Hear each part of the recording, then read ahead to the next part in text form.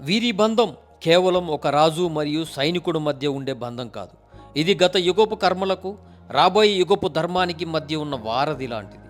వాళ్ళిద్దరే కల్కి మరియు అశ్వత్థామ. పురాణాల ప్రకారం కల్కి అవతారం ఎత్తిన శ్రీ మహావిష్ణువు యుద్ధ విద్యలు నేర్చుకోవడానికి మహేంద్రగిరి పర్వతంపై ఉన్న తన గురువు పరశురాముడి దగ్గరికి వెళ్తాడు. అప్పటికే అశ్వత్థామ, పరశురాముడు తదితర చిరంజీవులు అక్కడ తపస్సులో లేదా నిరీక్షణలో ఉంటారని చెబుతారు. పరశురాముడు కల్కికి గురువుగా మారి విద్యను నేర్పిస్తే, అశ్వత్థామ కల్కికి తన అనుభవాన్ని, అస్త్రశస్త్రాల పరిజ్ఞానాన్ని అందించి యుద్ధ సహచరుడుగా మారుతాడు. కల్కి పురాణంలో కోక మరియు వికోక అనే ఇద్దరు రాక్షసుల ప్రస్తావన ఉంది. వీరు మహాభారత కాలం నాటి అధర్మానికి ప్రతిరూపాలు. ఆధునిక ఆయుధాలు లేదా సాధారణ కత్తులతో వీరిని జయించడం కష్టం. వీరిని ఎదుర్కోవడానికి దివ్యాస్త్రాల జ్ఞానం అవసరం. కలియుగంలో దివ్యాస్త్ర విద్య అంతరించిపోతుంది, కానీ ఆ విద్య తెలిసిన ఏకైక వ్యక్తి అశ్వత్థామ మాత్రమే.